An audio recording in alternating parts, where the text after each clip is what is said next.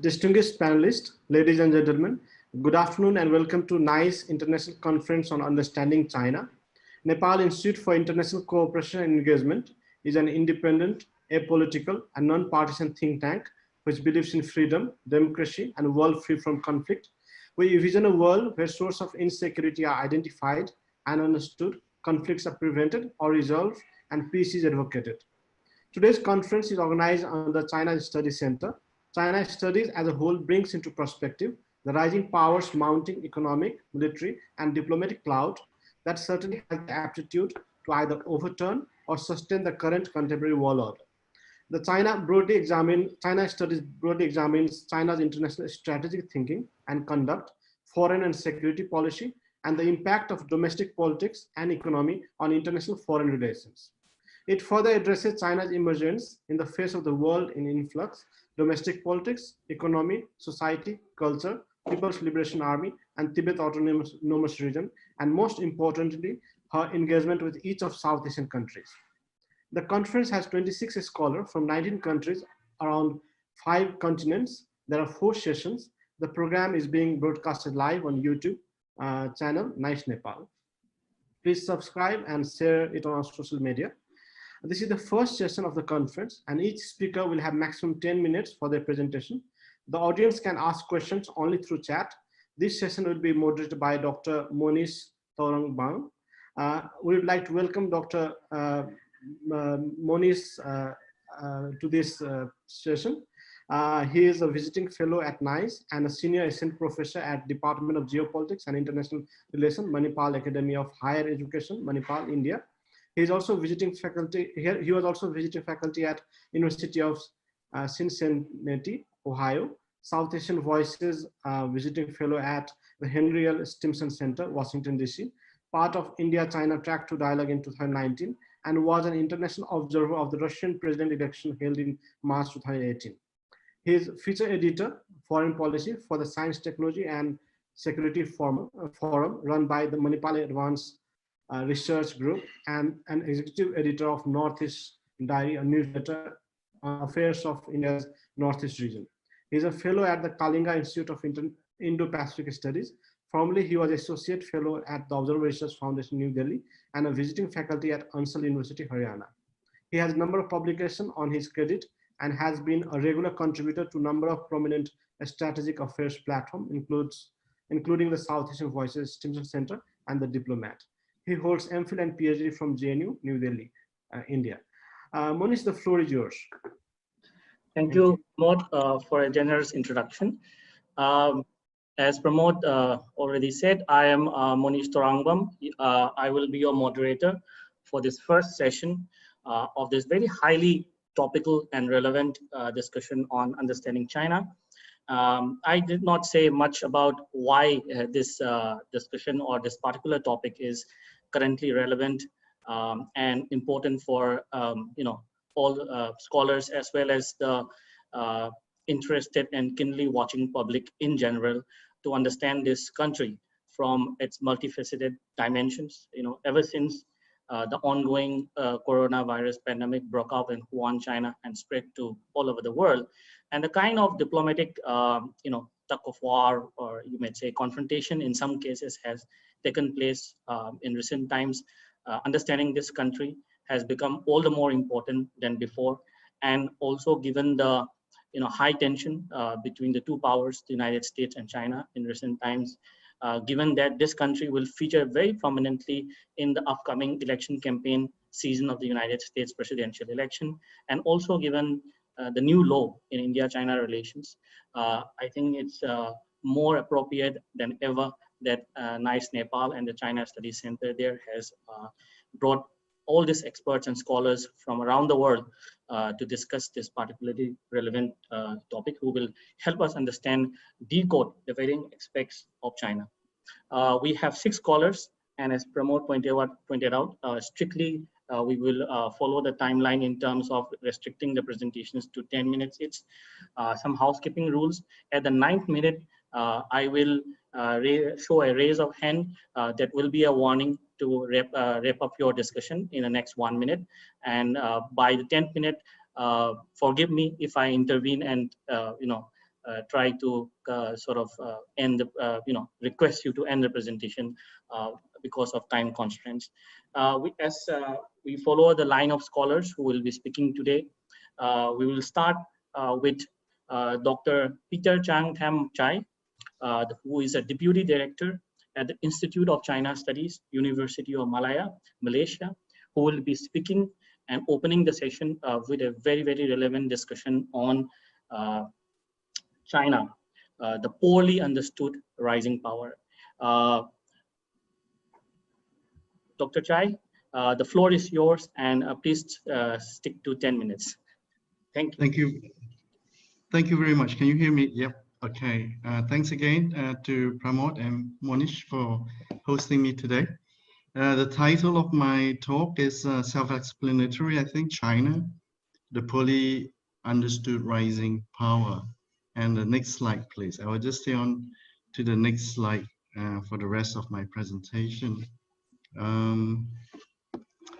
Let me just time myself. Okay, three main points. First is that there is a perception war right now, especially with US and China, and to some extent the rest of the world and China, that China is hard to understand. And on the Chinese part, they felt that they are poorly understood or sometimes misrepresented by the world. And the second point I want to say that it is partly China's problem. Ancient China has always not taken the problem to explain itself to the rest of the world. And modern China today, as it comes into the 21st century, is trying to overcome those historical baggages, but it is facing some difficulty because of lack of experience. And one of the two problems that China has in trying to make itself understood is the problem of language, and also a political system that is still largely unfamiliar to much of the world. Okay, so that's basically the outline. First, the perception war.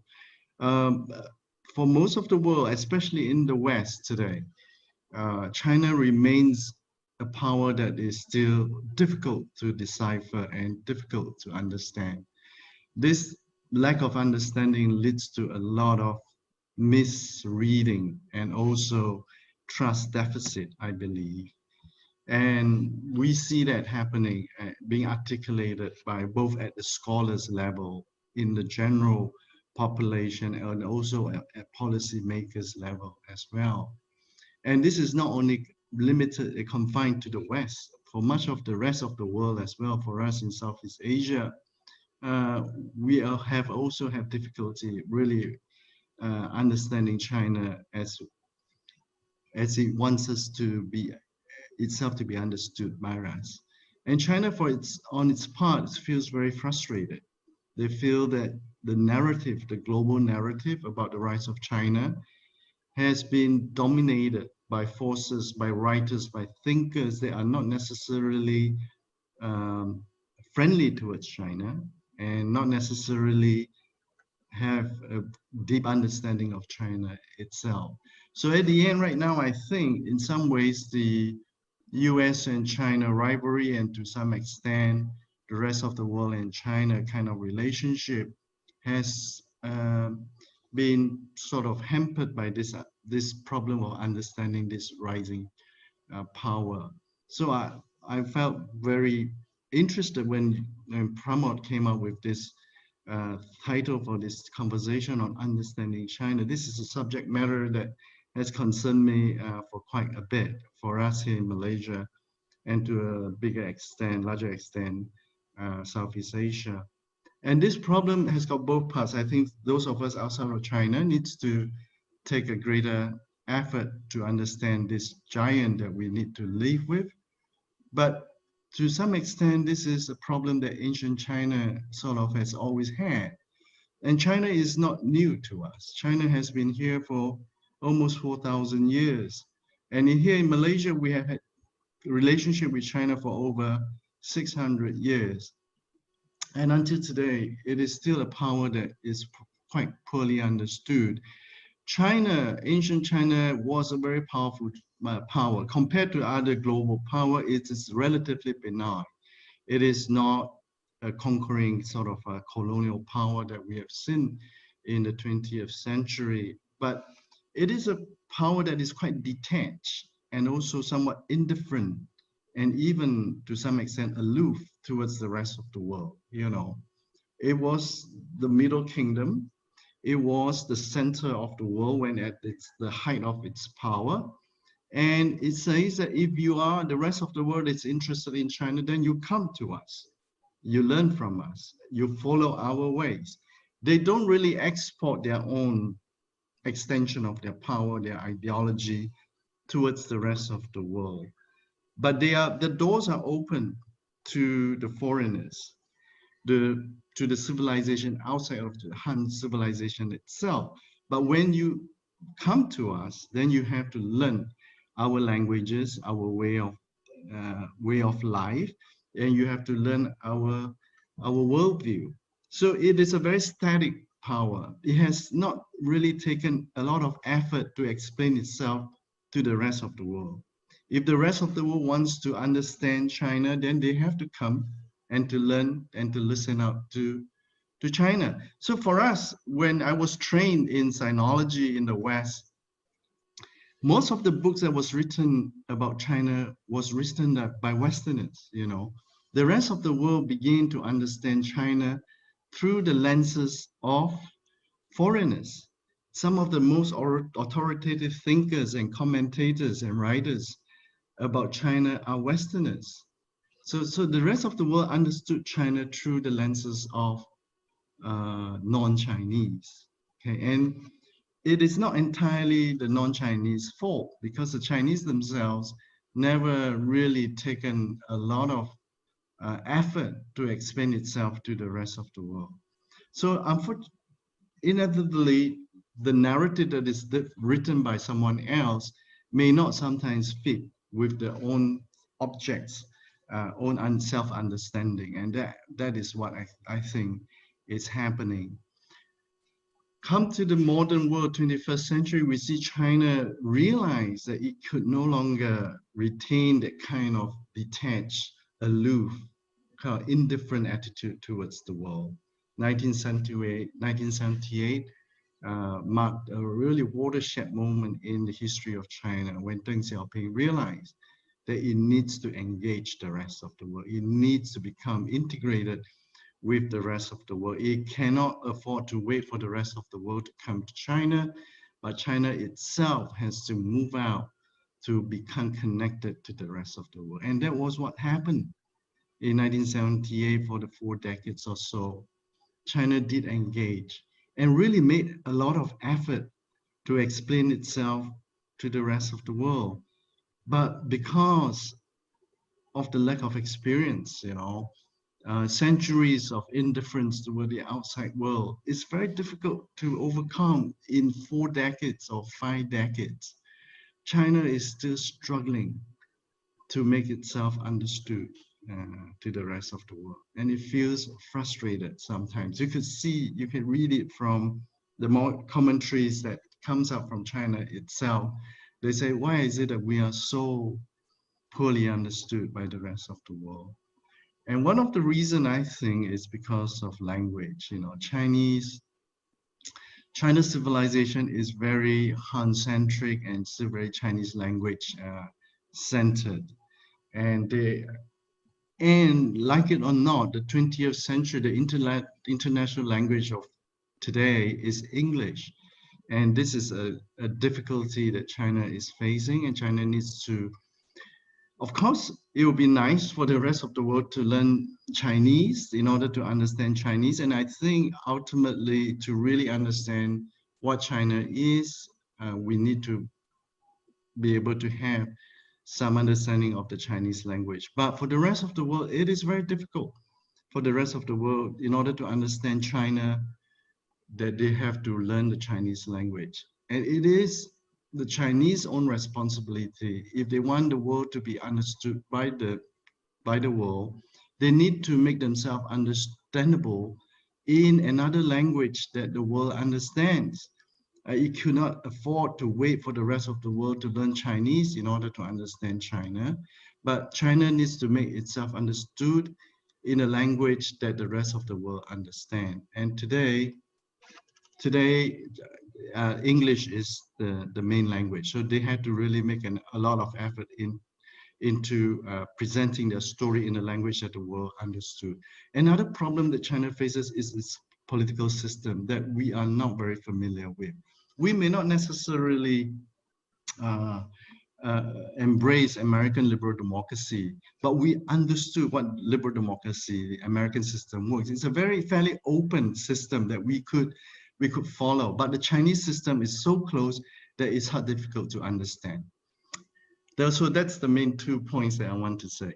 Thank you very much. Thank you, Peter, and thank you for strictly sticking to the military timing. So without wasting any more time, I would go straight to our next presenter. Our next presenter is Dr. Raj Verma, who is an associate professor at the College of International Relations, Huaqiao University, and head of research, Intellisia Institute, Guangzhou in China. He will be speaking again on a very, very important topic, China's new Asian security concept and terrorism in South Asia. Over to you, Dr. Verma. Thank you very much. I hope I'm audible.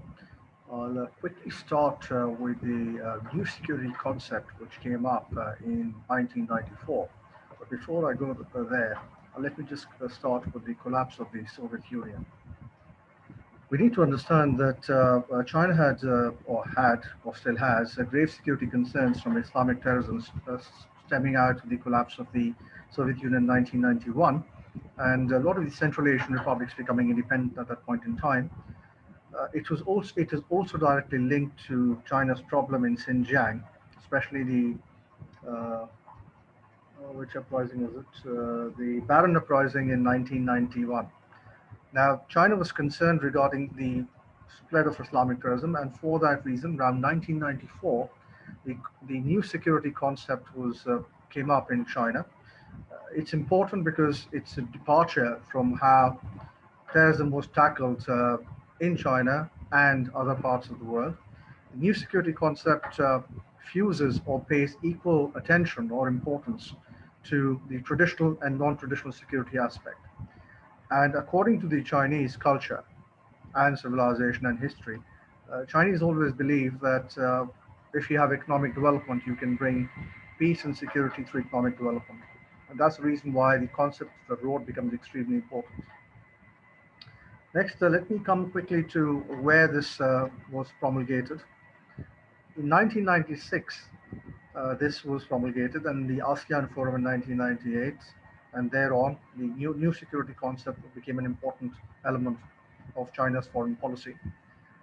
Under the aegis of the new security concept of NSC, China provided aid and did not devalue its currency during the Asian financial crisis, which gave it tremendous soft power. It led to the formation of the SCO in Central Asia, which was again a very important part of the new security concept. This again was an element where China could expand not only its geopolitical influence, but also geo-economic, and as a matter of fact, to stabilize Central Asia through economic growth and development and tackle terrorism and bring peace and security. Even when we come to South Asia, we can see that Chinese investment increases significantly in the 21st century in Pakistan. Although President Musharraf came up with the idea of CPEC in 2007-2008, it was not accepted by China. However, later it was accepted, but let me quickly talk about the evolution of the new Asian security concept. After the new security concept, there was a concern in Southeast Asia, especially, and East Asia, of China's rise. So China came up with the slogan of peaceful rise and harmonious civilization, which later led to, around 2008, good neighborhood policy, which around 2010-11 led to the G2, or the Great Power Relations, which was not accepted, of course, by the US, still very ambiguous. This was followed by the new Asian security concept in 2014, which was enunciated by President Xi Jinping in the Asia Forum in Shanghai. Now, the difference between new security concept and new Asian security concept is that under the new Asian security concept, China has to be the predominant power in Asia. Under new security concept, the world was divided into spheres, where East Asia was to be, in a sense, became a sphere of influence for China. South Asia was for India. Latin and North America was for the US. Eurasia was supposed to be with Russia. And EU or Europe was supposed to be headed by Germany, and to a certain extent in collaboration with France. Let me come to the more contentious part of the new Asian security concept, which a lot of people in India are very concerned about when they talk about it, is the unwillingness of China to somehow not label, but to, we can say, label Pakistani citizens as terrorists in the UN Security Council 1267 resolution. There are three plausible explanations. As a matter of fact, these are the three only explanations. First is the political rivalry between India and Pakistan, and the friendship between China and Pakistan geared towards its rivalry between both India and China and India and Pakistan. So enemy is a friend. That's one plausible explanation, which is something which the academia in India and large parts follows. However, what is ignored is the role of CPEC, not only the geopolitical aspect or the geostrategic aspect, which is very talked about, but how it brings, or one of the roles of CPEC is to bring the stability in Pakistan, which will reduce terrorism, especially Islamic terrorism. And here I'll link two important parts to it. First is related to Xinjiang, where China has concerns that Pakistan has, in the past, especially in the early 2000s, provided safety, security, arms training to Uyghur militants. And this is a major problem for China. And they have expressed their concerns somehow. Sometimes action has been taken, sometimes action has not been taken. So it's still a gray area. And second is the stability of Pakistan, which will just make sure that Islamic terrorism does not spread, not only in Pakistan, but also Afghanistan and other parts of South Asia. As a matter of fact, that's the reason why China wanted to include Afghanistan into CPEC, but of course there are some geopolitical aspects and geostrategic aspects too. But bringing stability in Afghanistan, Pakistan, through the new Asian security concept or Belt and Road Initiative is extremely important element of China's foreign policy, which is something which is ignored to a great extent by speakers or analysts who focus purely on geopolitics and not on geoeconomics or development. And this is linked directly to China's culture. What we do not understand, I've mentioned before, is the fact that in Chinese culture, in Chinese history, if we look at the fact that wherever they have built a road, it has brought about economic development. And this is something which China keeps on telling the world, but again, the geopolitical aspect is highlighted, whereas the role played by this to tackle fundamentalism, terrorism, radicalization, because all these terms have different meanings in different countries. Even China has a different definition, is ignored to a great extent. That is something which I need to highlight on. Now, coming back to the present crisis between India and China, there are a lot of explanations have been provided, but one explanation which has been predominant is that China is concerned by building of Indian infrastructure along the disputed and undemarcated line of actual control. And this is directly linked to an announcement made by the Minister of Home Affairs in India in August last year, which said that Aksai Chin is a part of India, and we will make sure that we will include it in the Indian Federation. And this is sent alarm bells in China, and China did protest against this, but the Indian government did not pay much heed. I'm not saying that the Indian government is incorrect, but it's just the fact that it should have seen it coming. The issue here is very simple, that China is concerned that if India gets access to the Aksai Chin, it might be able to disrupt CPEC and also lead to instability in Pakistan, and BRI will be in trouble. So that is again looking at the fact that if Pakistan becomes unstable, Afghanistan will become unstable, The entire Central Asia region might become unstable because of the instability in Pakistan and Afghanistan, and it might even lead to problems in the Middle East, which are important parts of the BRI. One of the important reasons for Central Asia becoming unstable is again linked to Xinjiang, and the instability in the Middle East is also related to great Islamic terrorism in general and the spread of ISIS. China has grave concerns about the spread of ISIS, and also the fact that a lot of Uyghur militants have joined ISIS in the Middle East, especially Syria. There are concerns that some of these Uyghurs will also join the ISIS in Afghanistan, and ISIS will then come into China, and that has also become a problem, which is a major problem. There are also concerns that this will spread into other parts of China, especially Guangzhou province, and Hong Kong, which has a lot of people from Middle East, which might again fund Islamic terrorism. So China has these concerns which have been looked over. They've not been paid due attention. Of course, there are certain scholars who worked on this issue, but predominantly in South Asia, it is looked at through from a geopolitical perspective. And we need to understand that the Chinese economic engagement in South Asia is going to keep on increasing. It's not going to stop. Of course, if the Chinese economy slows down considerably, then this engagement might decrease. But ceteris paribus, so this engagement is only going to increase. And this is again related not only to the geopolitical perspective, but also to a great extent to the looking at stability in South Asia. I'll stop here. Thank you, Dr. Verma. Thank you very much for sticking to the time and then giving a comprehensive picture of a very important theme. Not to waste time, I'll come back after all the presentations with comments, but let me move straight to the next presentation right now. We have next Dr. Rityusha Tiwary, who is an assistant professor at the University of Delhi and a visiting fellow at the Institute of Chinese Studies, New Delhi, India. And she would be covering the theme, China's regional approach in East and Southeast Asia. Over to you, Rityusha. Thank you, Monish, and thank you, NIICE, for having us all together for this kind of a discussion, which is, of course, very topical and also makes it very relevant in the sense of discussing so many aspects of China's presence in the region and otherwise.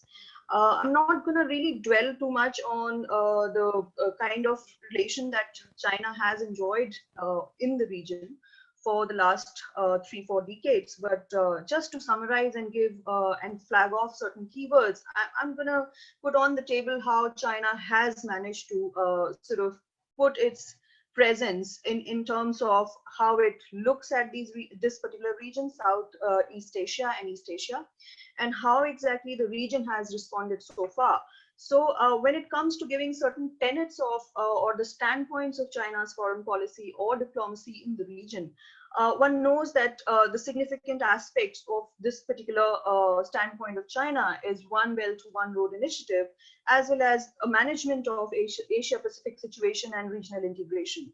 The COVID times have actually given a very insightful picture to the rest of the world vis-a-vis the successes of China's diplomatic presence, China's integrative efforts in the region.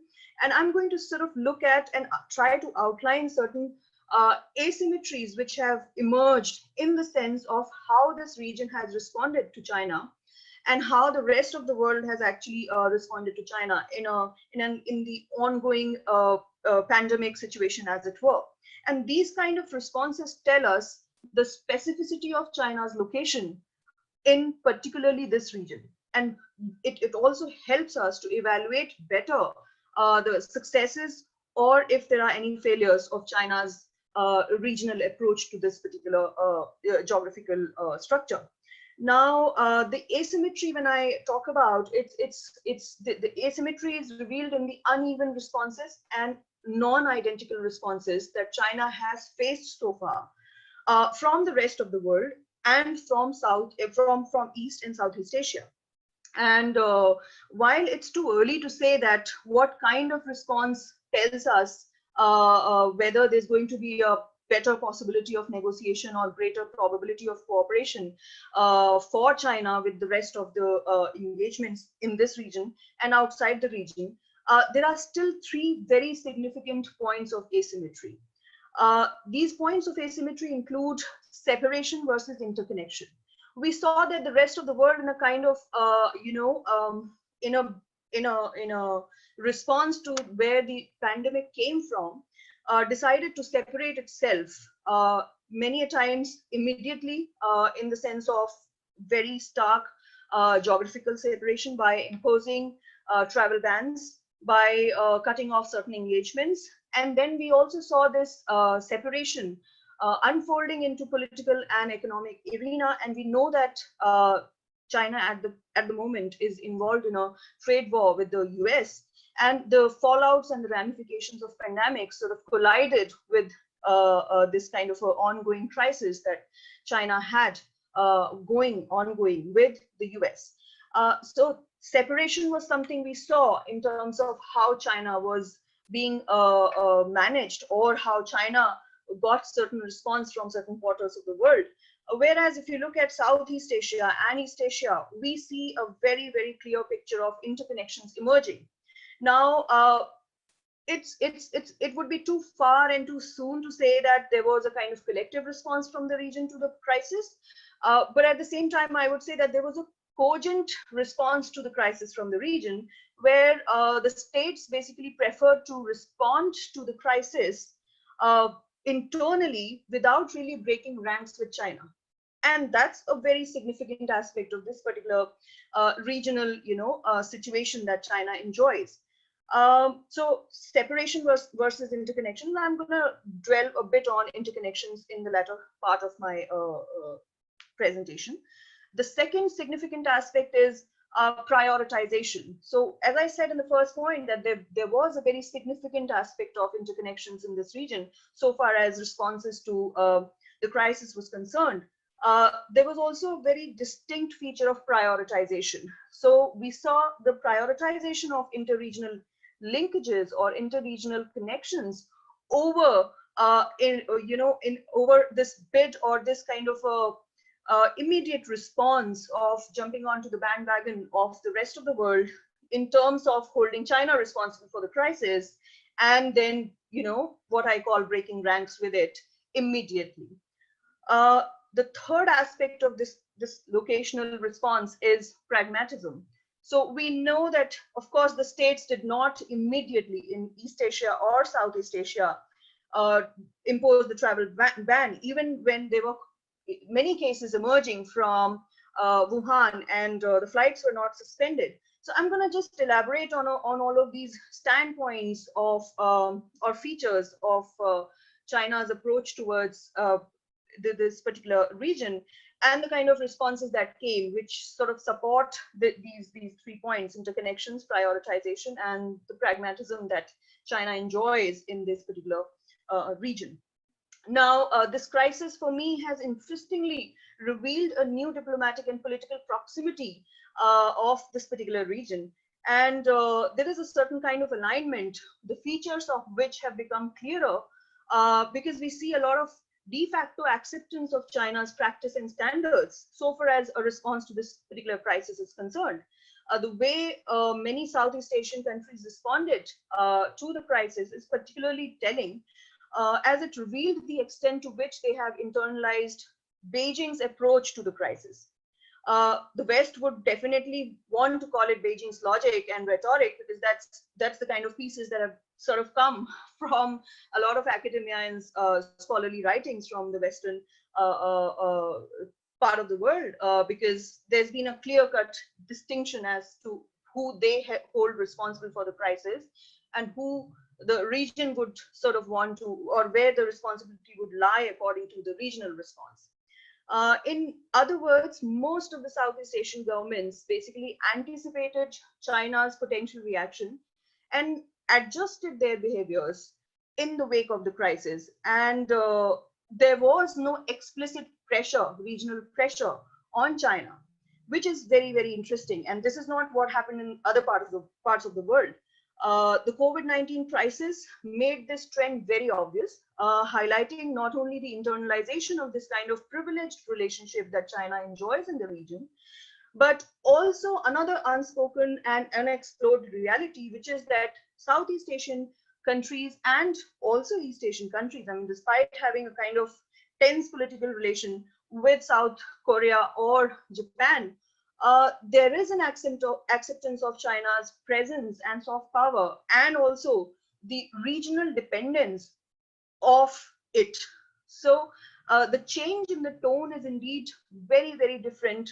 The change in the tone was very, very different and very stark when it came to a discussion and a discourse on pandemic. When you listen to what kind of echo chambers were created in the rest of the world and what kind of discourse was being generated here, China's proactive diplomacy showed itself quite successfully in this particular part of the world.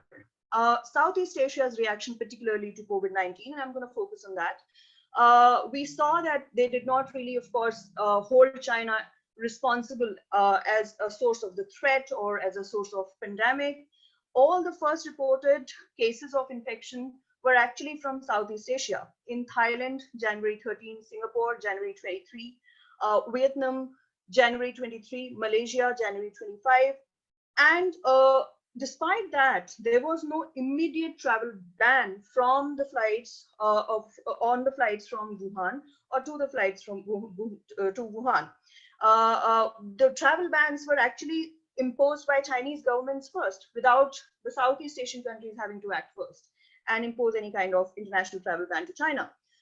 Considering the kind of porous borders and transport connectivity in this part of the world, the Southeast Asia, there was actually no discussion or any kind of formal decision to act immediately or cut the transmission lines of the virus before the large-scale arrivals were due for the Lunar New Year in China.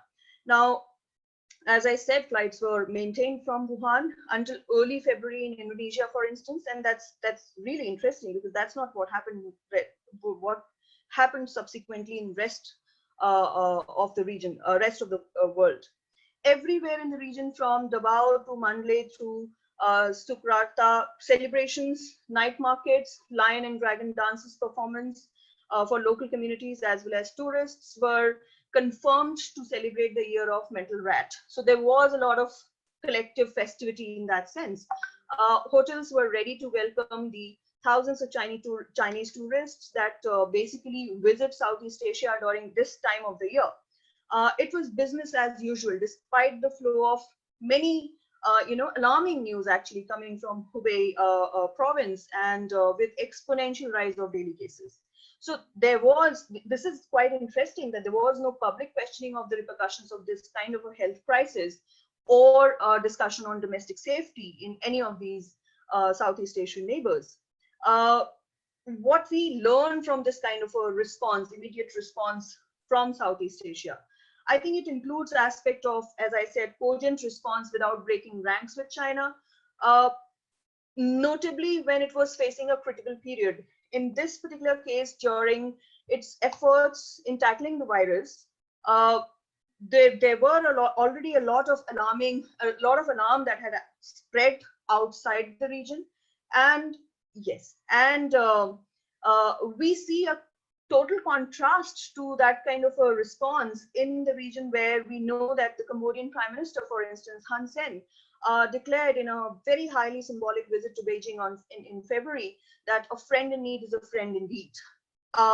No one expressed support to Chinese leadership so bluntly outside this region. And this particular response from Cambodia was not really an isolated response. If we look at how the Chinese diplomacy and Chinese presence was very much accepted and given a lot of show of strength in the entire region, we know that we have Malaysian Prime Minister congratulating Xi for his great efforts, Singaporean Prime Minister again commending Xi on decisive measures, and so on and so forth. Only Vietnam and Singapore, probably because of an experience of SARS outbreak in 2002 and 2003, opted for much more decisive action in terms of, blocking the entry of the tourists from Wuhan and so on and so forth, but without any kind of explicit criticism of China in terms of either handling or being the origin of the pandemic, as it were. So the second aspect of this response, and I'm going to just conclude with that, is that the sense of Southeast Asian neighbors that China will recognize its friends, which basically summarizes the success of Chinese diplomacy in this particular region. The friendly understanding, support, and help to China during the crisis has been perhaps, taken as a litmus test for the kind of special relationship that the region has been enjoying with China. And what clearly appears from all kind of official declarations in most of these countries within Southeast Asia is that they obviously considered the negative impact on investment and economy before taking any kind of overt criticism on board vis-a-vis China. And I think a lot of opinion pieces have been generated regarding what kind of debates and discourses emerge in social media space and popular spaces regarding China and its handling of crisis in Southeast Asia also.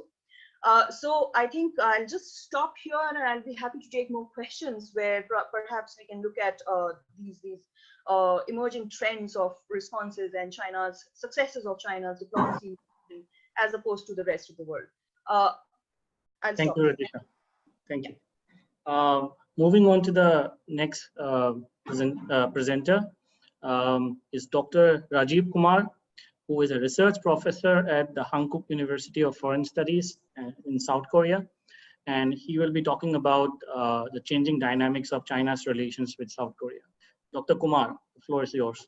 As you can see here, I'm going to talk in reverse way, because we have talked a lot about China's perspective, how China is dealing with Southeast Asia, and of course, a great presentation from Dr. Peter Chang about understanding about China. So I'm going to give a different perspective, that how a close country like neighboring country like Korea is understanding China, and how relation is changing in a various way.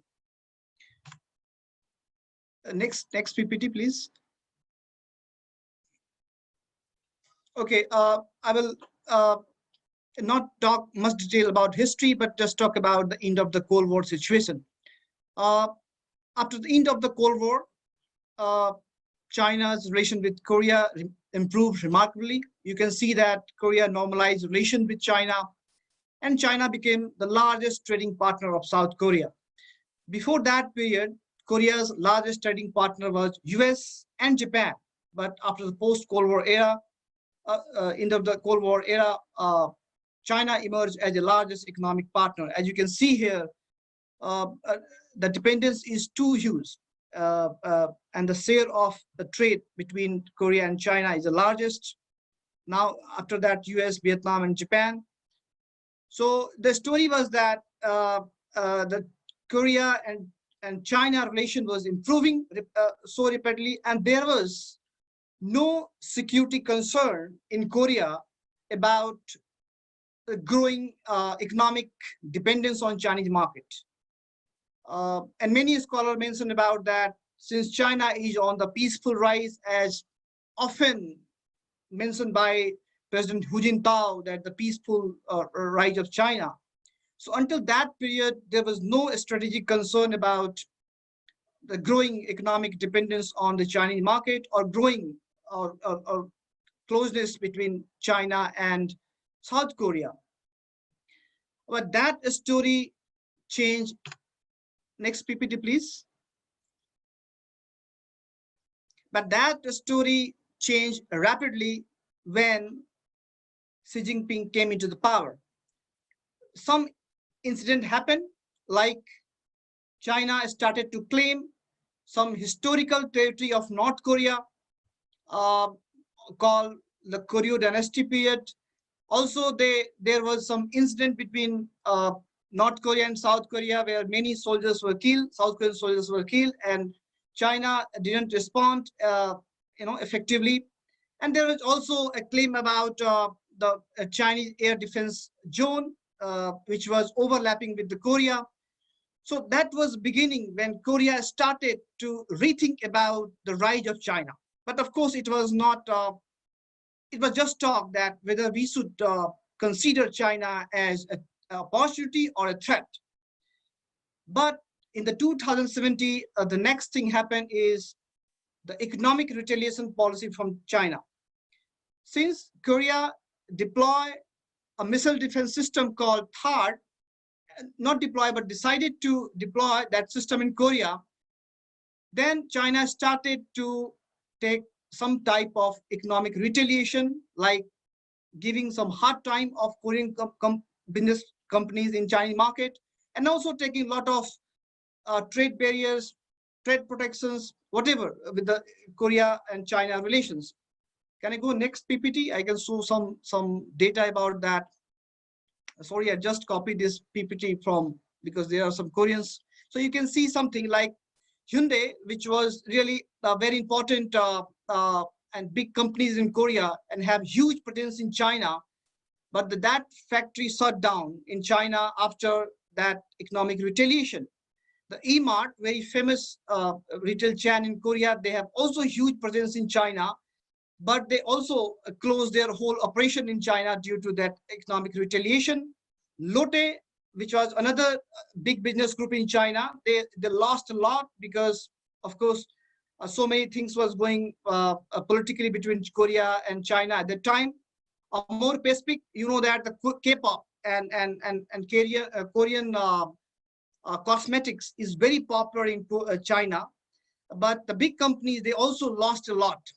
So in Korea, there was a growing talk. It was intense talk that we need to reconsider China and we need to reconsider our economic dependence on the Chinese market, because China is no more a peaceful rising country at the moment, given the fact that they have started taking economic retaliation. They have also started taking aggressive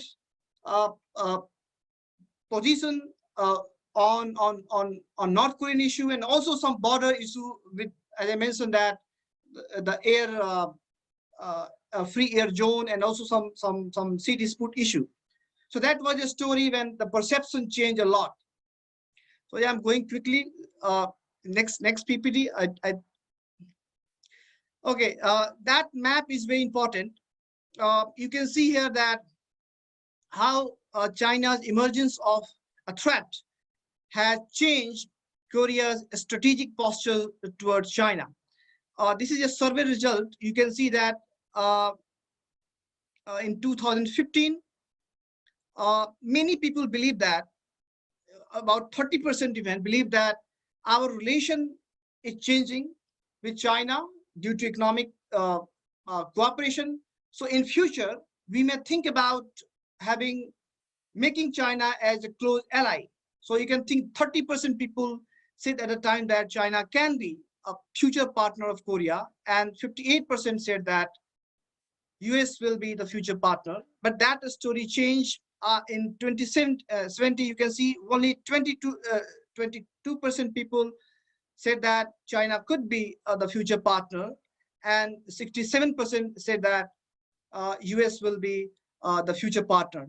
So that type of things are going in Korea, that a lot of things are going that about this strategic perception, and also about economic dependence. Next slide, please. Okay, so this is my final slides. I will talk here much about how the changing relation with China is impacting Korean foreign policy.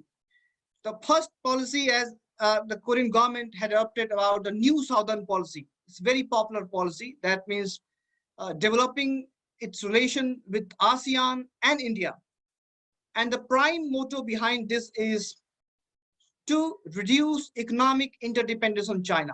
Because in Korea, it's wide perception that China is no more a big opportunity for Korean business, because Korea is a trading nation, need a market and safe market, not just a market, but safe market. So that is why they adopted new Southern policy, and they have started to develop relation with ASEAN country, and India. Now, here we can think about one thing, that as Professor Peter Chang mentioned, that China has been misunderstood greatly. But why country like Korea, which was so close to China, and there was also talk about that China became next ally and will give up its alliance with US in the 1990s, when there was growing relation politically and economically with China. But nowadays, it's very common thing in Korea that we cannot develop relation with China. China is very aggressive. China is taking economic retaliation. So here, of course, China need to answer these questions, that it's not just misunderstanding, but action. Action speak louder than the speech. Why these countries are really, really worrying about the rising China threat? Because of course they have a good relation, but suddenly they are transforming so many things in that regard. Thank you so much. I will love to listen some comments on my PPT. Thank you so much. Thank you, Dr. Kumar. Thank you very much. All right, so without wasting any more time again, we move to the next presentation by Hunter Marston, who is a PhD candidate at the Australian National University, Canberra, Australia. And he will be talking about accounting for the persistence of hedging in Southeast Asia. Hunter, over to you. Thank you. Just putting on my PowerPoint. Can you all see? Yeah. Is that in full screen?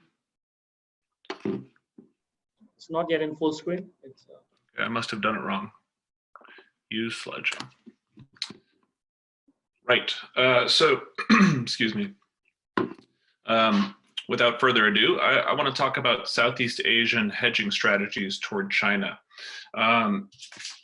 Dr. Kumar thoughtfully explained that countries like Korea are expanding relations with India and ASEAN.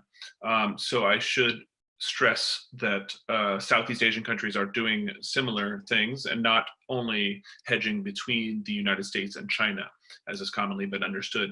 For the purposes of my discussion, however, I will focus on US-China competition.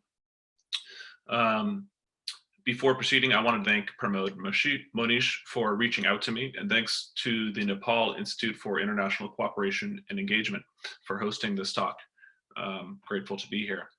My talk will be divided into 4 parts. In the first slide, I will show this global shift in the balance of power and the emergence of great power competition.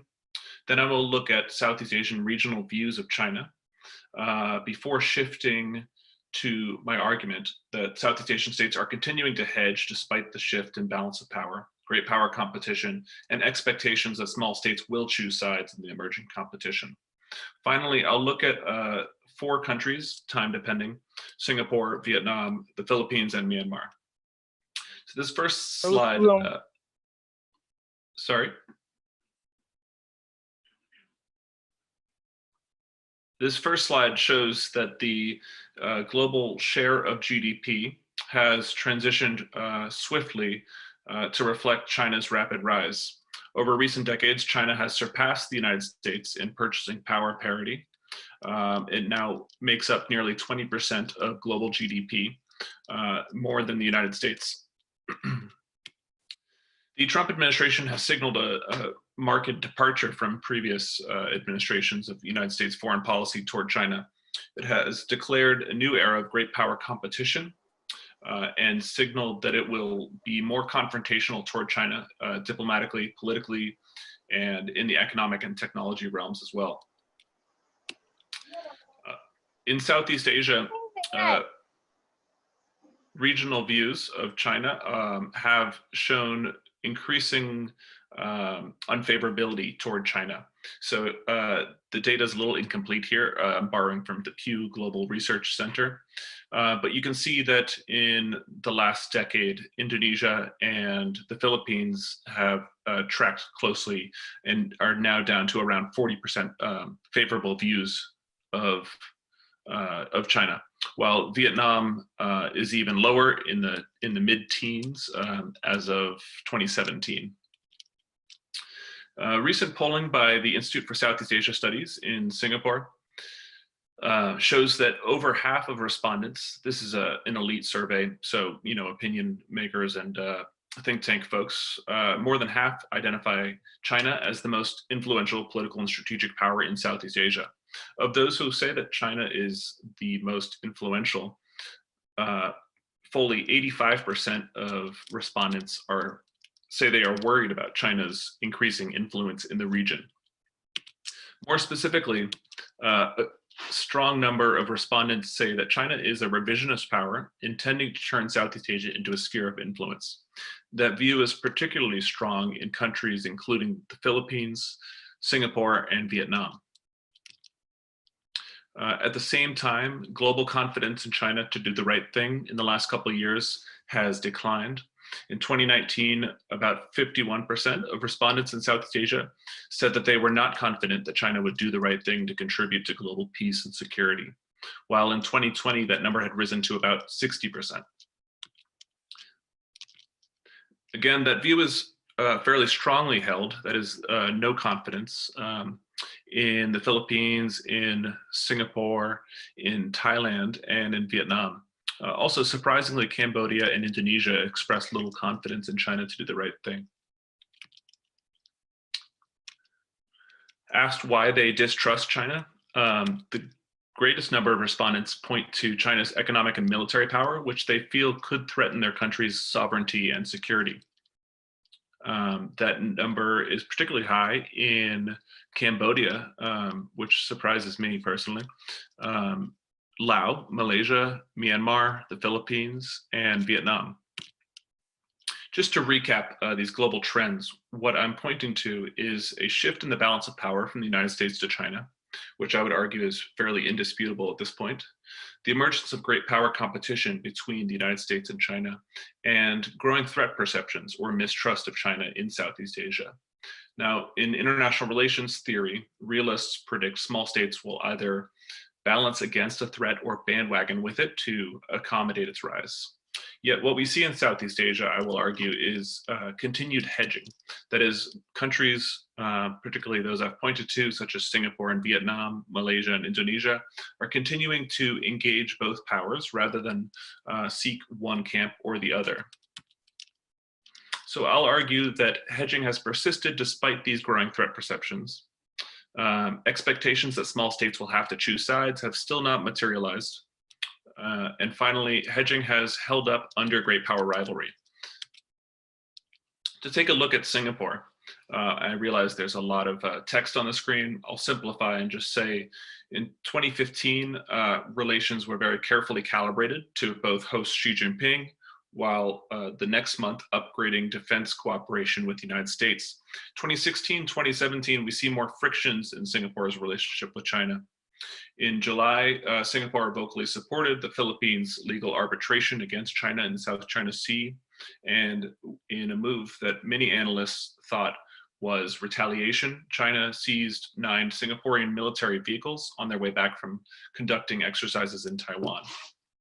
The following year, diplomatic engagement repaired the relationship. First, Deputy Prime Minister of Singapore traveled to China. He met with China's Premier Li Keqiang at Davos to prepare the groundwork for Prime Minister Li Hsien-loong's state visit to Beijing the next year. Now relations seem back on track by the end of 2017. In 2019, the US and Singapore renewed their, sorry, I have something covering my screen that probably says 2020. The US and Singapore renew their military cooperation agreement. And the very next month, Singapore and China likewise upgraded an agreement on defense exchanges and security cooperation.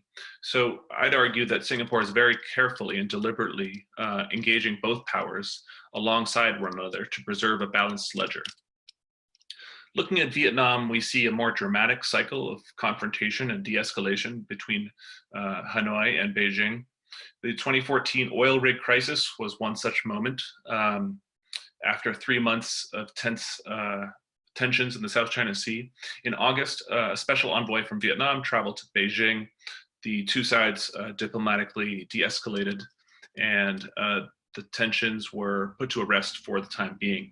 But in 2017, on a visit from Chinese General Fang Changlong to Hanoi for joint border patrols, it's alleged that the general warned Vietnam from exploring for oil within certain waters in its exclusive economic zone. This led to a breakdown of the meeting, and following a few months of cool down in relations, in October, another Vietnamese high-level figure travels to Beijing. The same cycle of de-escalation ensues. Last year in the South China Sea, similar summer tensions. We see a Chinese patrol vessel and Vietnam Coast Guard squaring off near the Spratly Islands. But by November, Vietnam's deputy foreign minister met with Chinese Foreign Minister Wang Yi. The two sides pledged to cooperate in 2020, which marked the 70th anniversary of bilateral relations. So I think this points to a cycle wherein Vietnam will push back against China and then repair the relationship, because it really does value the historic relationship with Beijing. I see that I'm running out of time a bit, so I'll skim through the Philippines. We've seen a lot of variation in Philippines foreign policy between Aquino, who pursued balancing against China, upgraded the defense relationship with the United States, and the administration of Rodrigo Duterte, who has tried to align his country with China, but I would argue done so unsuccessfully, and has preserved the relationship or the alliance with the United States. The most obvious drama that surrounds the US alliance in this past year has been Duterte's decision to withdraw from the US Visiting Forces Agreement, which underpins the Mutual Defense Treaty. And several months later, Foreign Minister Locsin announced the suspension of that decision, citing great power competition and the COVID pandemic. I was going to touch on Myanmar, so if anybody has questions about the Myanmar-China relationship, I'm happy to go into further detail here, but it looks like I'm out of time for now, so I'll leave it at that. Thank you, Hunter. Certainly, I mean, there will be a lot of queries during the Q&A session, and you can come back with more detailed explanations. Thanks a lot. And last but not the least, in the session, we have Dr. Renu Rana, who is an external contributor to the Observer Research Foundation in New Delhi, India. And she'll speak. Hi, thank you, Monish, for the introduction. Thank you, Pramod, for hosting this event. And I would also like to thank NIICE for inviting me. I hope I'm audible. Please let me know if I'm audible. Yes, please go ahead. Yeah, okay, thank you. So today I will be talking about China's presence in international regimes. So what we see in present context, we have noticed that China is now at the center of the geopolitics and economics. So we can measure this when we look at its centrality in the global governance institutions. It has gained greater say in major international organizations, while also launching new institutions and initiatives. Also, China has become the center when we talk about Corona or COVID-19 or climate, which are the extremes of human beings' life and sustainability. So in a way, we can say that China has been achieving what it aspired to be. That is the status of Middle Kingdom, that it is making very swift progress towards a dream of restoring its rightful great power status. So in this backdrop, I would like to argue that it is very important for us to understand China's participation in international organizations in order to seek an insight into China's approach to global governance, as well as to understand its direction of expanding its foreign policy, and also its role in the international order. It will also help us to understand where can we locate China when it comes to the debate about reformist or status quo or revisionist. They have, like, for a very long time, if you notice the literature on China's foreign policy, we have noticed many a time, especially from the West, scholars have argued that China is turning into revisionist power, whereby it is trying to completely change the rules of the international order, or the liberal order for that matter. So I would try to look into that debate as well, and see where can we locate China in this debate. So when we talk about China's participation in international organization or international system, we have seen from 1949 up to 1971, China was represented by ROC, that is Republic of China, or let's say Taiwan at the most international forums. It was only in 1971 when China entered into global community. That was almost 42, like almost 50 years now, with the adoption of UN General Assembly, whereby the seat of China in the UN was transferred from ROC to PRC, People's Republic of China. However, it is worth mentioning that despite its sudden international prominence in 1971, it was not really very quick to participate in most of the UN affiliated bodies or agencies. For instance, it did not join World Bank, IMF, or Conference on Disarmament until 1980. We can attribute that change or that shift to many domestic factors as well, because there was a lot of shift going on within the political as well as the economic system in China. So many times, instead of just locating China into that debate of reformist versus revisionist, I would also like to argue here that these last 49 years or 50 years have actually been the learning curve for PRC, with shifts in its interactions over the years. So when we look at its involvement in international order, like from 1971 to mid-1990s, I'd argue that it joined crucial financial and trade institutions with reform and opening up in like late 1970s and early 1980s. I would like to give some names here. For instance, IMF, that is International Monetary Fund, then Conference on Disarmament, IAEA, ADB. These are the institutions which it joined in 1980s, and then it further increased in involvement in 1990s as well. So when we move next, mid-1990s to 2008, this period is very crucial in China's engagement with the outside world. For a couple of reasons. One reason I would like to say it was the emergence of China as a great power when it comes to economic, political, and military strength, as well as the role of the other powers. As we see, like Cold War had ended, and like the world order was shifting in 1990s, and we saw that China was playing much more impactful role in international regional security, environment, economic, even HR, human rights regimes. However, there was a very sudden, swift and independent shift when we look at China's involvement in post-2008 world because of the financial crisis. Despite the financial crisis, China played very positive role.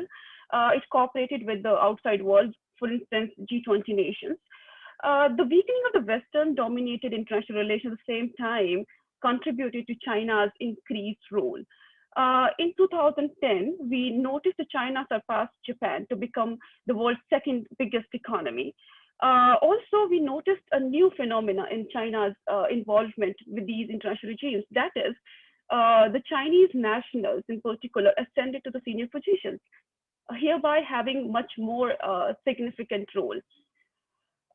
China has also expanded its contribution to these international organizations in terms of, like earlier, when we look at China's involvement with World Bank, for instance, it was basically a recipient when it joined in 1980. And but we look after like a decade, it became a donor, and now it is among the largest shareholder of World Bank. Also, it is the second largest contributor to UN peacekeeping operations, which the rank which it achieved in 2018 and maintained in 2019 as well, with the 15.21% contribution. So how this change has happened? If you look at 1990, it provided only 5 personnel in total to all peacekeeping operations. But when we look now, China is the top provider of among the top provider if we take human resource as well as financial capital cumulatively to peacekeeping operations. It like if you look vis-a-vis US ranks 85th out of 120 contributors. Even India ranked 5th out of 120 states. China whereby ranks at 10th. Also, China's total contribution to the UN regular budget was also increased to 12% in 2019 and 2020, whereby it was not more than 0.8% in 1990. So we see there's a very significant shift and contribution of China to these international organizations. So the new trend we have seen in China's approach to global governance is a shift to emphasis on more economic interdependence. Especially talking about North-South relations, talks about the institutions, it talks about, it is now taking the lead positions in many of the institutions, for instance, ASEO or Belt Road Initiative. So we have seen until now. So when we look at the COVID-19, it's like many people, many scholars are talking about post-COVID-19 world order. If it is so, where can we locate China in international regimes? I would like to argue that China would continue to use its soft power projections more effectively, rather, as US vacant space. It would attempt to influence and shift the norms. For very long time, the international regimes have focused more on rights and democratic framework, whereby we see there will be a shift as China is leading to economic development and infrastructure more. And also China would be using these global governance infrastructure institutions much more prominently. For instance, as increased role in UN Development Program, UN Industrial Development Organization. So when we look at these shifts and China's interaction with outside world and international regimes, I would like to argue, vis-a-vis the debate on reformist versus status quo versus revisionist, that China's foreign policy or China's interaction with these institutions cannot really be categorized as unidirectional. It has never been unidirectional. In other words, China's approach is not dominated by singular choice of resisting an institution or adopting an institution or engaging or undermining institutions.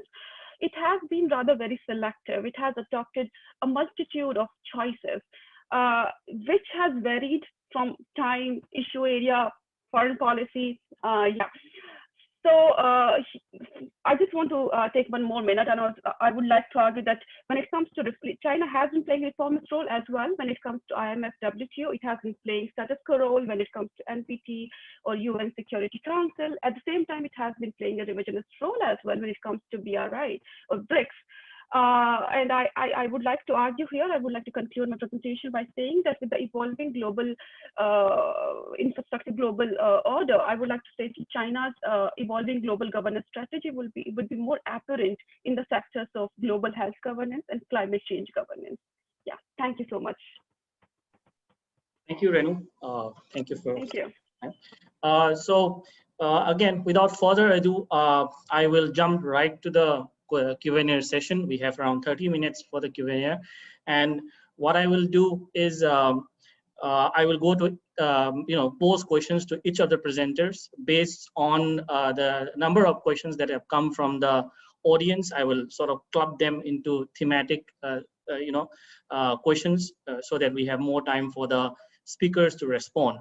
Going in the order, there are 2 or 3 questions to Peter, and a very interesting presentation and interesting questions as well. Three questions. One is, because you talk about perception and how China has been misunderstood, and how China keeps on sort of saying in this narrative that it is poorly understood, and it has to face the ramifications of that poor understanding. The question is, because China keeps talking about this 100 years of humiliation, and the time has come. Why, to what extent do you think this perception or misperception of a poorly misunderstood China could be also seen to be leveraged by China, in order to create a certain amount of, let's say, fogginess or incomplete understanding of China as a part of its strategy itself? That's the first question. The second question is about the debates on liberal international order, and to what extent China features according to your assessment of Chinese strategic thinkers and policymakers into this question about the end or the coming end debate of liberal international order and where China sort of locates itself in it. The final question, if we talk about China's strategic culture and the influence of history in China's strategic culture, whether it is of Confucianism or whether it's of the Taoist or the Maoist legacy, what do you think are the changes and the continuities from the ancient times to the modern times in terms of looking at China's strategic culture? Moving to the next presenter, Dr. Verma. Very interesting presentation. There are two questions. One is, you have given a comprehensive presentation of the new security concept and China's approach to terrorism. Since 9/11, how do you think China's approach to global terrorism has changed over the years? And immediately after 9/11, how do you see China responded to America's call for global war on terrorism? And how China approaches global terrorism at this point of time? How different is China's approach, and is there a consensus with the more general understanding of countering terrorism? The second question is about the role of Chinese nationalism in how it approaches internal disorder or internal security issues, perhaps emanating from places like Xinjiang, and to what extent do you think Han nationalism or Chinese nationalism plays a role in how China approached this issue? Moving to Rityusha, talking about power imbalance in Southeast Asia and the role of that in how Southeast Asian countries approach its relationship with China pre and during the pandemic. It was interesting to hear you, Rityusha, because I think a couple of months back, Peter was there. We had a nice session with friends from Malaysia and Philippines. And one of the things that came out, which was interesting, was that there was an understanding that there is more in terms of material capabilities that China can offer to Southeast Asia, but there could be a problem with the trust level for China in Southeast Asia. And if you compare it to India, I think it's the other way around, where India has less compared to China in terms of what it can offer Southeast Asia materially. But if you were to go by public opinion and other things, is there a sense where India has more in terms of the trust level as compared to China? So how do you see the China-India dynamics in Southeast Asia? The other thing is about, because there are a couple of questions on this, so I would put it to you, that how do you see the future of India-China economic relationship in the context of the number of bans on Chinese apps and other things which are emerging in the Indian strategic community as well as in the policy-making community right now? Moving to Rajiv. Rajiv, the first question is regarding what is your perception or what is your understanding of the role that, or how, because this is something that has often come up in terms of how Moon Jae-in has sort of approached the North-South reconciliation talks and other things, and how in the beginning, Trump approached that issue of how South and North were talking to each other. How do you see the perception in South Korea regarding China's role in the North-South relationship, in the North and South Korea relationship? And also, how do you factor in India into this triangular sort of equation of India, South Korea, and China? Or do you think that India is still a very, let's say, a low-level player in the strategic thinking of South Korea? What is your assessment? Hunter, because you had little time to present on that, and I come from a part of India which shares a border with Myanmar, so I would jump right to Myanmar. So when you look at this hedging sort of strategy of Southeast Asian countries, how do you see Myanmar's approach? And recently, again, in NIICE, we had a Myanmarese expert, Amarathia, who was speaking on Myanmar and how it views the world. And we were talking about, Chinese sort of like a local hegemony in Myanmar. And in India, we often talk about this, that,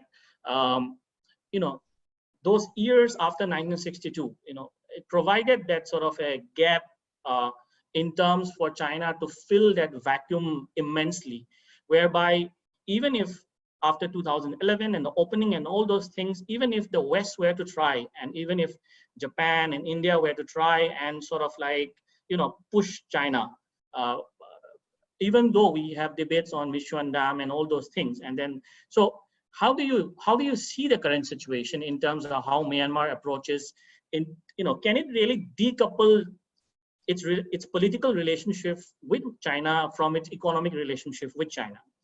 That's the first question. The second question is again related to your understanding of hedging, and what is the, I think I've explained to some extent, but what is the let's say the capability, what is it about the regional security complex in Southeast Asia, which is quite contingent with East Asia and contingent with South Asia? So in contrast to Busan and Weaver's understanding of like compact security complexes, you have Southeast Asia and East Asia complexes sort of interacting with each other. So how do you, in that situation, how do you see, what is the condition that allows or sort of pushes Southeast Asian countries to sort of like adopt hedging? And what are the challenges to hedging? What would be the condition in which hedging becomes much more difficult for these countries and they would be pushed to sort of choosing sides and other things? All right, so the last set of questions to Renu, the last presenter. This is a very interesting debate indeed, because the foreign minister of India, I think, while speaking in Russia, said these words that we live in a world which is entering into stronger multipolarity, but weaker multilateralism. It's an interesting sort of way of looking at it. And I think it's interesting because hegemony is sort of connected to how you build multilateral institutions and how you control it to a large extent, whether you look at the post-World War II security and financial order that the Americans engineered to a large extent, of which the Chinese slowly became a part of. You have a debate in the US that we are the ones who really allow China to grow and all those things. So, my question is, how do you see this issue of how China behaves? What is China's behavior when it comes to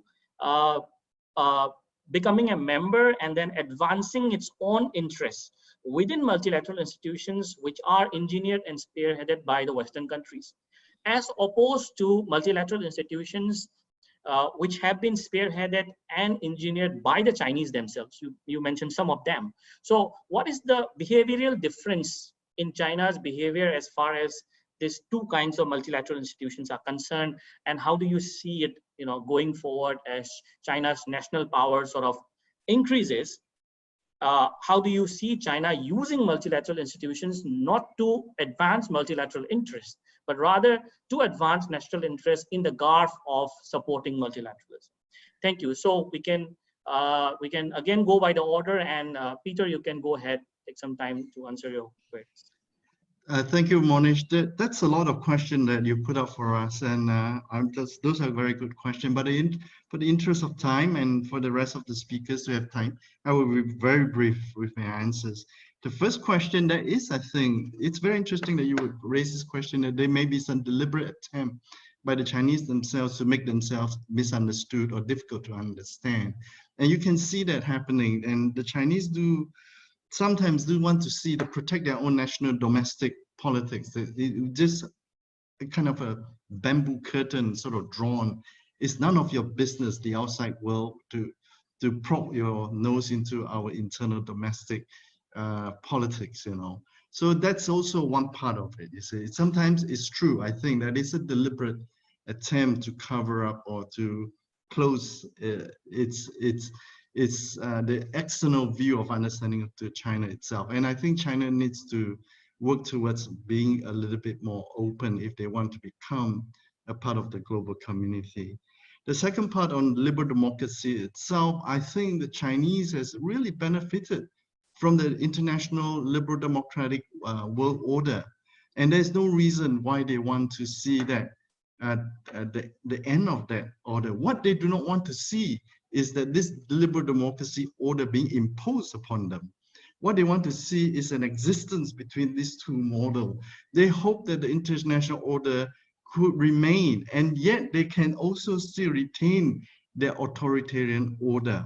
They want to see that coexistence, but I think it may be difficult to maintain that two sets of order, especially in the realm of in this virtual reality that we are in right now, you know, where internet and cyber security and all those things, we are so interlinked with one another.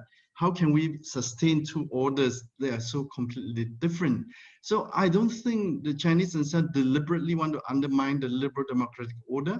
There are many reacting towards the impositions of liberal democracy's values upon them. They want to preserve their own authoritarian.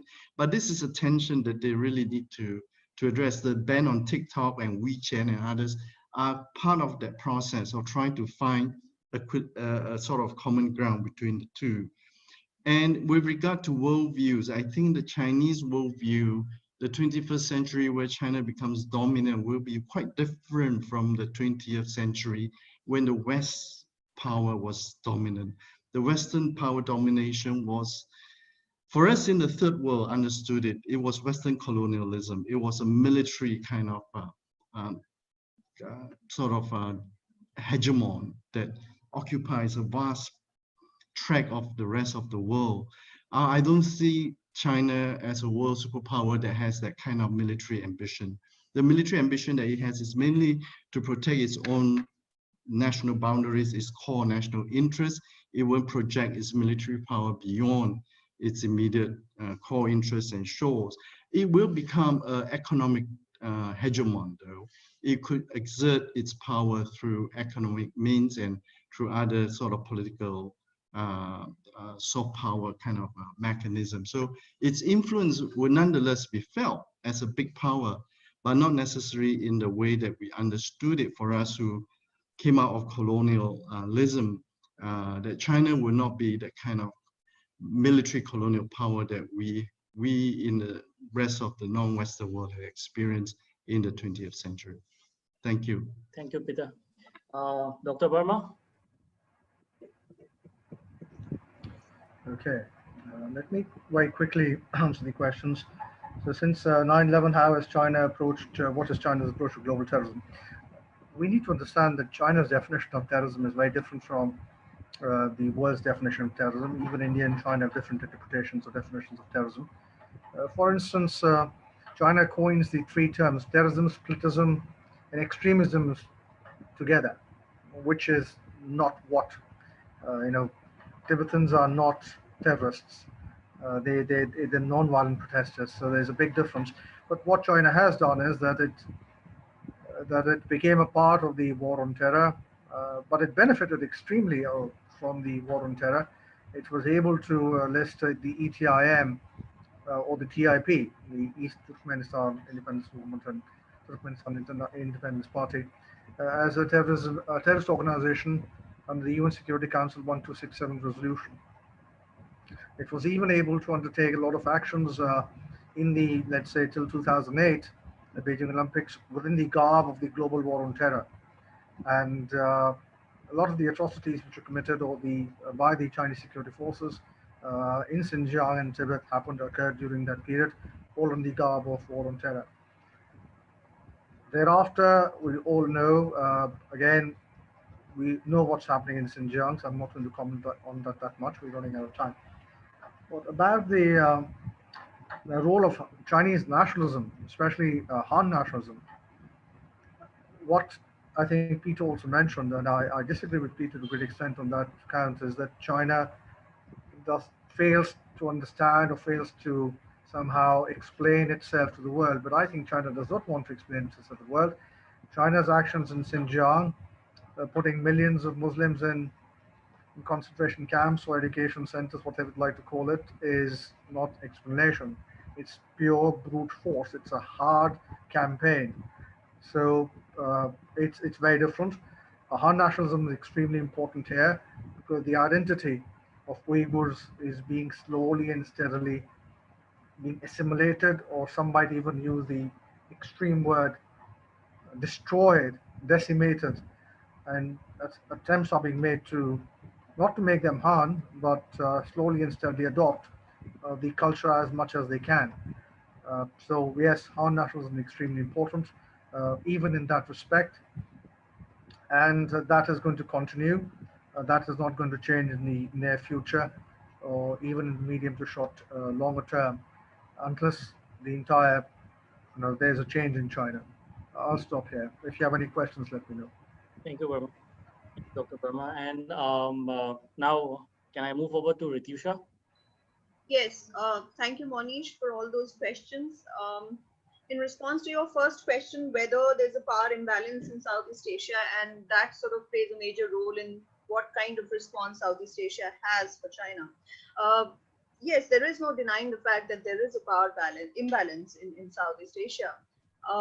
At the same time, what to make of that power imbalance is something which is really interesting, because if we look at the history of how China chose to engage with Southeast Asia, I think it downplayed its power imbalance in Southeast Asia to begin with, and that in a way helped it cement its relations with Southeast Asia. And I think you raised the point of trust factor, whether China has trust deficit in Southeast Asia. I think that post-COVID or ongoing COVID response to China does not really tell me a trust deficit story vis-a-vis China. Now, whether India has any kind of advantage over China in this region, whether India has a lot more to offer in terms of both trust factor as well as other kind of linkages and pulls towards this region, that is something which is certainly there in terms of potential.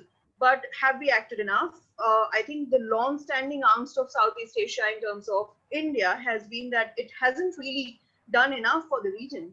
And if you just look at India-ASEAN FTA, I mean, it's been there in the cold storage for a decade, almost more than a decade. So I think whatever we have to offer is always put in terms of some kind of future potential, whereas all that is acted upon is by a very active player, which is China. And if we look at the role of China in the financial crisis of 1997-98, that was really the litmus test for China, for what China had to offer to the region. And I think post that, the entire narrative regarding China changed in a manner. So I kind of agree with what you said, that India has a lot to offer, but when will that actualize in terms of whether India acts upon what it has to offer is something which I don't think we are in a good position to predict, specifically so because we see a lot of slowing down of our economic activity in the wake of this pandemic. I'll move on to the next question about India-China economic relations and the future of it in terms of the bans that India has imposed on many Chinese apps, and also the outstanding issues that exist in other sectors of engagement vis-a-vis India-China. Now, let me just put it that way, is that there are many outstanding issues in terms of the economic relations of India and China. One of them being the existence of a very unhealthy supply chain. And that can also be related to the kind of imbalance that India has been experiencing in terms of trade deficit with China. I mean, 50% of India's trade imbalance actually comes from China in that sense. So this has not been a very healthy trend for Indian economy. And I think the pandemic actually precipitated that crisis, just opened up all of these issues. So the way we export less and import more, the way there had been a very steady and very active, proactive acquisition of e-commerce platforms in China, in India, by China, all of that sort of opened up a can of worms, as it were. And I think in March sometime, in one of the largest private banks, HDFC. The increased stake of China was another kind of alarm bell that also opened up these vulnerabilities of banking sectors in India to more and more possibilities of acquisition by Chinese firms. All of that, and the fact that there was an economic slowdown in the offing in India in the previous year itself. I mean, nothing to do with crisis per se. I mean, we already knew how our economy is not going to be performing that well in the month of November itself. I mean, by all kind of accounts, we knew that we had slowed down, and that was multiplied by what happened eventually in February, in March, and in subsequent months. So all of that sort of put India in a position where definitely we were going to be economically engaging less with China, and we had to sort of look at what kind of options were there on our platter. Now, if you look at what India is trying to do with the US in terms of an unclinched partial trade deal, we know that we are trying to somehow find certain avenues of engagement which are basically vacant as of now, because China was moving really fast in that direction. Whether it's what happens to our private e-commerce platforms, what happens to the kind of managing certain supply chains in terms of where we don't really have a trade deficit and so on and so forth. We're trying to negotiate all of that within this umbrella of trade deal with the US. Whether we are successful or not is something which is still very incumbent. It's not really clear. There are elections in the US. There are all kind of speculations right now. What kind of a deal can we have with a sitting duck president, and whether that's something that we should pin our hopes upon, and so on and so forth. So it's not something that's going to materialize in the next quarter of the economy. So to say what's the future of India-China relations in that sense, there's going to be a recalibration, that's for sure. But whether that recalibration will mean any kind of lessening of economic activity with China in long term, I don't expect it as of now. I mean, there are going to be diversifications. There are going to be different kind of partnerships that might emerge in a post-COVID scenario. But a necessary lessening of economic activity and economic exchange with China, I don't see it as of now, despite the kind of problems one might see in other sectors of engagements, as I said, politically or militarily and so on and so forth. So I'll just stop here. Thank you. Thank you, Rityusha. Rajiv? Yes, you asked me two questions. The first is China's role in North-South relation. Definitely, China has a very important role to resolve this issue. South Korea believe that North Korea is heavily dependent on China for its energy, for various type of economic sources. So even North Korea regime survival is totally dependent on Chinese assistance. So South Korea totally believe that China have a huge role to play to maintain a peaceful situation in this Korean peninsula. The second thing is whether India's strategic presence is increasing in South Korea or not, comparing to China and other major power. Definitely, many things have changed a lot in recent years, especially when the Indo-Pacific term is rising and India is becoming more and more like an important player in this Indo-Pacific concept. So South Korea as being aligned with US, being ally of US, definitely see India as important player, and they are crafting their strategy how to engage with India strategically and politically. But of course, they are much concerned about worry about China, what China will think about that. So they are not very open to having any type of political or strategic relation with India. But one thing we can think about the economy.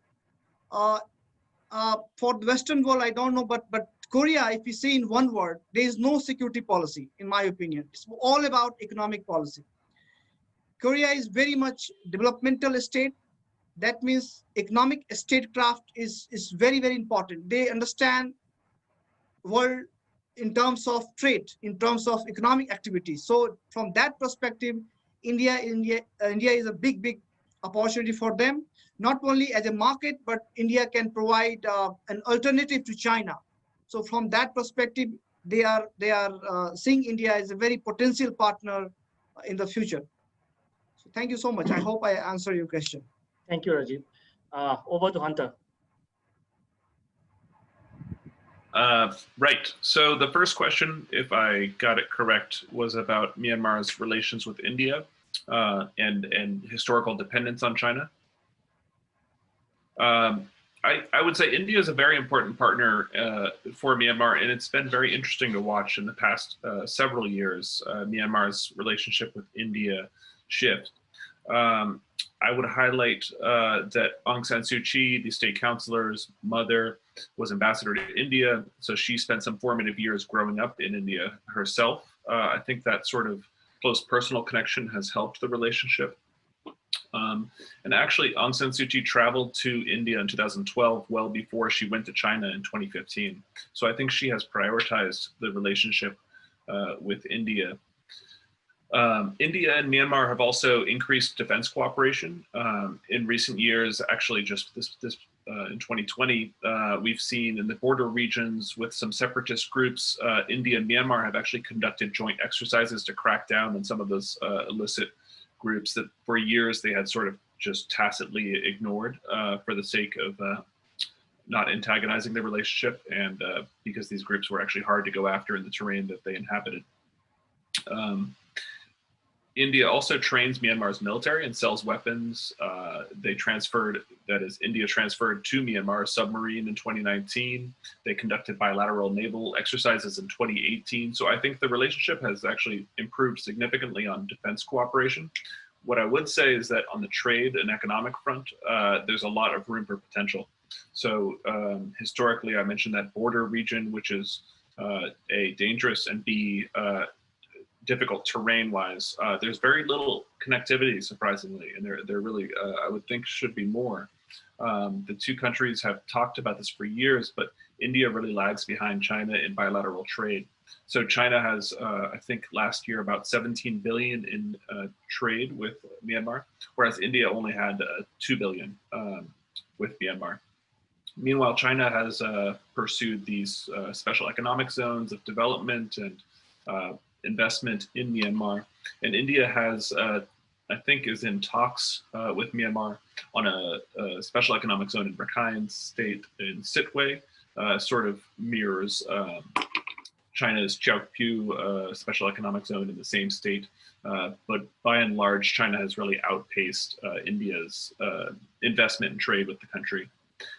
The second question was a very interesting one. I wish I had read my Busan more recently, so I can't speak exactly to that literature.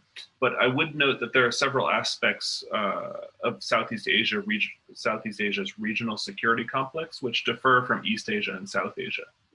So on the one hand, I think East Asia has these really cemented firm alliances with the United States, Korea, Japan, and the embeddedness of trade with the United States and international economy is stronger there.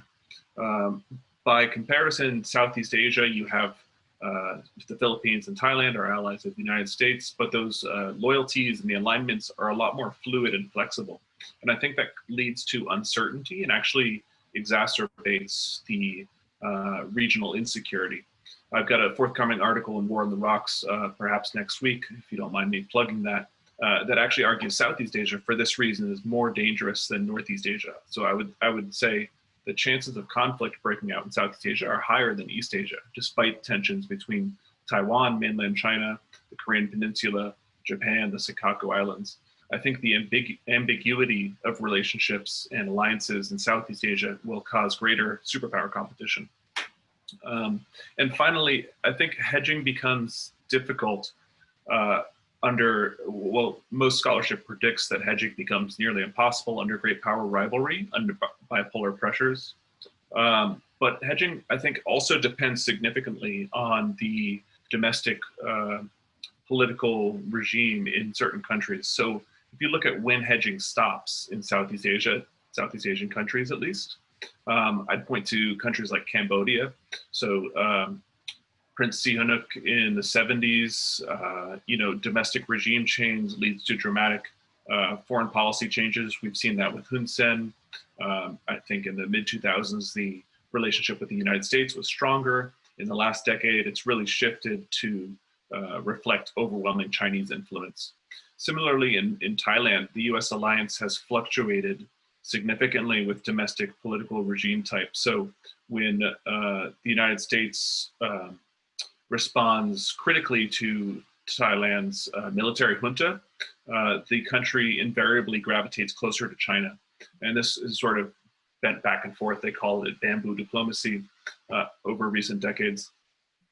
Similarly, I would say Myanmar, for instance, the last decade, 2010 to 2016 or so, Myanmar, the relationship with the United States was improving steadily.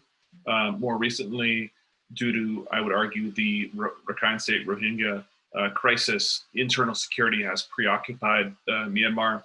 It's been more internationally isolated and therefore has gone back to its reliance on China. So I'd plug the importance of domestic politics for the foreign policies of these countries. And I think in some cases that's prevented hedging from being successful. Thank you, Hunter. Thanks a lot. Over to you, Renu. You have the last word. Thank you, Monish, for your questions. When you talk about China's using its national interest or advancing its national interest in US-led multilateral institutions and China-led multilateral institutions, I want to comment here that China would continue to be part of the Western-dominated world order. So it does not really want to replace the so-called US multilateral order or institutions through its own China-led institutions, for that matter. The Western-led institutions are very important for it because it wants to be heard. It doesn't want to lose on that position. So it is using those institutions for the particular national interest of being heard, being the power, being the very major power in the world. And we have seen that when it comes to UNSC, we haven't seen much reforms in UNSC permanent membership. Also the case of NPT.